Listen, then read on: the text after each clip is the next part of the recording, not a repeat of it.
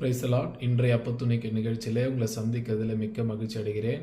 இந்த நாளிலும் கர்த்தருடைய வார்த்தை நாம் தியானிப்போம். உங்களுக்காக ஒரு வசனத்தை வாசிக்கிறேன்.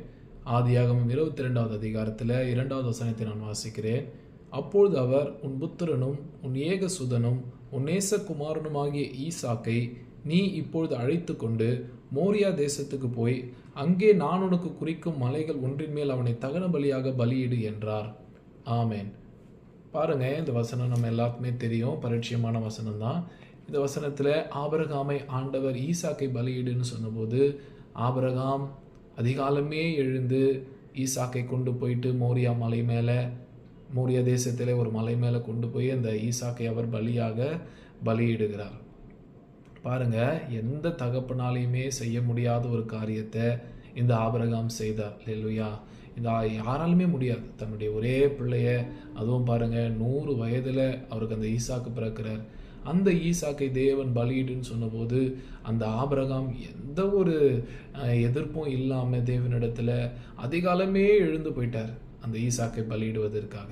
அப்போது அந்த அந்த செயல் பாருங்க, அவர் ஈசாக்கை போய் பலியிட கொண்டு போகும்போது ஆண்டவர் பாருங்க அந்த ஆபிரகாமை பார்த்து சொல்லுகிறார், நீ என் சொல்லுக்கு கீழ்ப்படிந்து இந்த காரியத்தை நீ செய்தபடினாலே, கீழ்ப்படிந்ததுனாலே நான் உன்னை ஆசீர்வதிக்கவே ஆசீர்வதிப்பேன், நான் உன்னை பெருகவே பெருக பண்ணுவேன், உன் சந்ததி நட்சத்திரத்தை போல நான் பெருக பண்ணுவேன்னு சொல்லி ஆண்டவர் ஆபிரகாமை ஆசீர்வதித்ததை நாம் பார்க்க முடியும். அப்போது இந்த காலை நேரத்தில் பாருங்கள், ஒரு கீழ்ப்படிதல் இல்லாமல் நம் தேவனிடத்தில் ஒரு ஆசீர்வாதத்தை நாம் பெற்றுக்கொள்ள முடியாது. அல்லேலூயா. இன்னைக்கு அதுதானே நம்முடைய பிரச்சனையே. அல்லேலூயா. தேவன் எதை செய்யென்று சொல்லுகிறாரோ அதை நாம் செய்ய மாட்டோம்.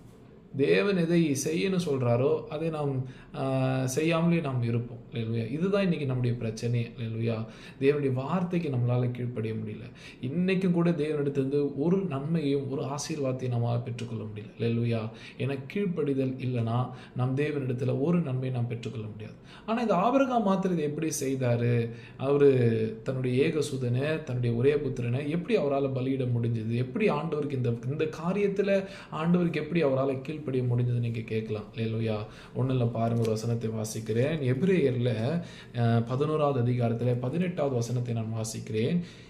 ஈசாக்கினிடத்தில் உன் சந்ததி விளங்கும் என்று அவனோட சொல்லப்பட்டிருந்ததே, இப்படிப்பட்ட வாக்குத்தத்தங்களை பெற்றவர் மரித்தோரிலிருந்து எழுப்ப தேவன் வல்லவராய் இருக்கிறார் என்று எண்ணி தனக்கு ஒரே பேரானவனையே அவர் ஒப்பு கொடுத்தார். அல்லேலூயா. பாருங்க, இந்த ஈசாக்கை குறித்து தேவன் ஆபிரகாமோடு கூட ஏற்கனவே ஒரு வார்த்தையை சொல்லியிருக்கிறார். என்னன்னு கேட்டீங்கன்னா, இந்த ஈசாக்கினிடத்தில் உன் சந்ததி விளங்கும். அல்லேலூயா.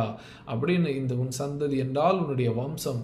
இந்த ஈசாக்கு தான் உன்னுடைய வம்சத்தை கட்டி எழுப்ப போகிறான்னு சொல்லி ஆண்டவர் இந்த ஈசாக்கை குறித்து முன்னமே ஒரு வாக்குத்தத்தம் பண்ணியிருக்கிறார்.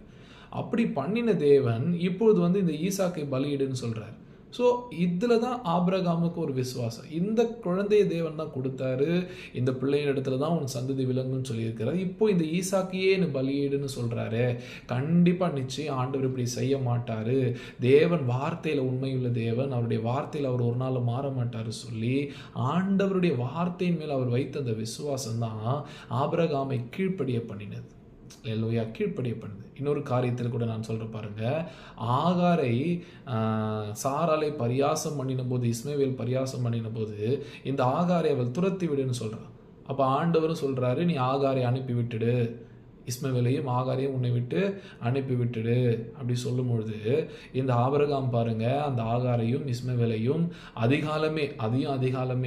அதிகாலமே எழுந்து ஒரு துருத்தியில் தண்ணி வச்சு அந்த ஆகாரையும் அந்த இஸ்மவேலையும் அனுப்பி விட்டுறாரு. அவங்க 2 பேரும் வனாந்திரத்துக்கு போயிடுறாங்க. ஸோ இதை கூட எப்படி ஆபிரகாமில் செய்ய முடிஞ்சது? ஒரு மனைவி. அல்லேலூயா. அது இஸ்மவேல் என்பது ஆபிரகாமுடைய வித்து, அது ஆபிரகாமுடைய ஒரே பிள்ளை அவனும். அப்போ அந்த பிள்ளையை எப்படி ஆபிரகாம் இப்படி தேவனுடைய வார்த்தைக்கு கீழ்ப்படிந்து அவனை அனுப்ப முடிஞ்சது கேட்டிங்கன்னா, அதுவும் விசுவாசத்தினாலே தான் ஆபிரகாம் செஞ்சார். பாருங்க, அப்படி அனுப்பிவிடுன்னு சொல்லும்போது ஆபிரகாம் தேவனை நோக்கி கேட்குறாரு. அப்போ தேவன் சொல்கிறாரு, நீ பயப்படாதே, இந்த இஸ்மவேலையும் நான் ஒரு சந்ததி ஆக்குவேன் அப்படி சொல்லி அந்த இஸ்மவேலை குறித்து தேவன் அவனோடு சொன்ன அந்த ஒரு வார்த்தை தான் ஆபிரகாமை மறுபடியும் கீழ்ப்பண்ண பண்ணுது. அல்லேலூயா. அப்போ ஆபிரகாம் எப்படி தேவனுக்கு கீழ்ப்படுகிறார் கேட்டீங்கன்னா, கர்த்தருடைய வார்த்தையின் மேல அவருக்கு இருந்த அந்த விசுவாசம், அந்த நம்பிக்கை. அல்லேலூயா. அதாவது கானான் தேசத்துக்கு தன்னை போகும்படி ஆண்டவர் சொன்னபோது ஆபிரகாம் பாருங்க, அந்த அந்த அந்த கீழ்ப்படிதல், அவன் எங்க போகணும்னு கூட ஆண்டவர் அவனுக்கு அறிவிக்கல. ஆனா ஆபிரகாம் புறப்பட்டு போயிட்டார். இந்த காரியத்துக்கு எபிரேயர் 11 சொல்லப்பட்டிருக்கிறது, அவன் விசுவாசத்தினாலே கீழ்ப்படிந்து தான் போகிறேன் இன்னதென்று அறியாமல் புறப்பட்டு போனான். அல்லேலூயா. அப்ப விசுவாசம், அந்த விசுவாசம் தான் ஆபிரகாமை கீழ்ப்படிய பண்ணுகிறது. அல்லேலூயா. ஆகையினால் கர்த்தருடைய பிள்ளைங்களை, இந்த காலை நேரத்தில் நீங்க ஆண்டவருக்கு கீழ்ப்படியணும்னா உங்களுக்கு விசுவாசம் இருக்கணும். கர்த்தருடைய வார்த்தையின் மேல உங்களுக்கு ஒரு அசைக்க முடியாத ஒரு நம்பிக்கை இருந்ததுன்னா உங்களால் ஆண்டவருக்கு எந்த காரியத்திலுமே கீழ்ப்படிய முடியும். அப்ப இந்த விசுவாசம் எங்க இருந்து வருது நீங்க கேட்கலாம். வேற ஒண்ணு இல்லைங்க, கர்த்தருடைய வார்த்தையில இருந்து தான் அந்த விசுவாசமும் வருகிறது. அல்லேலூயா. பாருங்க, அவருடைய வார்த்தையிலிருந்து தான் நமக்கு அந்த விசுவாசம் வருகிறது. அந்த விசுவாசம் நமக்கு தேவனுடைய வார்த்தையின் மேல வரும் பொழுது நம்மால எந்த காரியத்துக்குமே தேவனுக்கு நம்ம கீழ்ப்படிய முடியும். அல்லேலூயா. ஆகையினால பயப்படாதீங்க, உங்களாலேயும் தேவனுக்கு கீழ்ப்படிய முடியும். ஆண்டுடைய வசனத்தை நீங்கள் விடாமல் வாசிக்கும் பொழுது உங்களுக்கு கர்த்தருடைய வார்த்தையின் மேல் ஒரு விசுவாசம் உண்டாகும். அந்த விசுவாசம் கர்த்தருக்கு கீழ்ப்படிய பண்ணும். உங்களாலேயும் விசுவாசத்தின் தகப்பனாய் மாற முடியும். அல்லேலூயா. ஆகையினால கர்த்தருடைய வார்த்தை மேல் நம்பிக்கை வைங்க. கர்த்தர் உங்களை ஆசீர்வதிப்பார், உங்களையும் பெருக பண்ணுவார். ஆமென்.